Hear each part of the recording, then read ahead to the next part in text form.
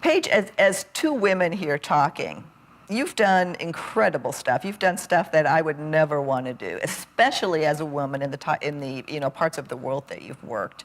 What messages do you have for women? What can they take away?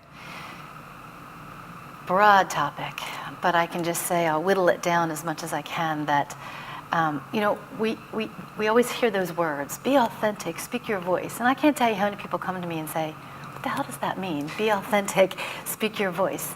And I always talk about, before you can be authentic and speak your voice, you have to know your knowing. And so what is your knowing? And I talk about that in the book. What is your knowing?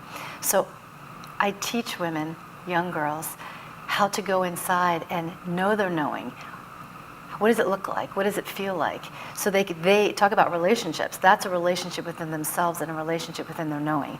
So as young girls, women, we want to mentor them and teach them. We can bring all the business development things that they need. We can bring all the facets. Here's what you can do. This is what I've learned.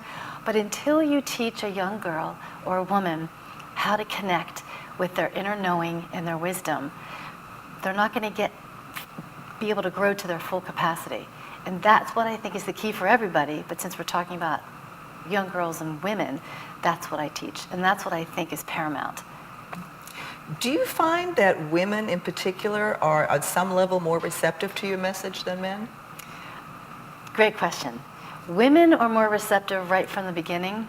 Men will blow it off until they sit down one-on-one and then they're wide open. So men like to be more receptive behind closed doors, where women are like, yes, I want to have that more. But I think that's starting to change, and it needs to change. And I'm glad you brought that up, because in the book, my husband writes his own chapter, and he's been through hell and back and, with illness, and what he has learned as a man, and how he's taking what he's learned from me and what he's learned from his own journey and teaching young boys and young adult men how to connect with their inner knowing and how to connect with their heart center, which is missing in the world.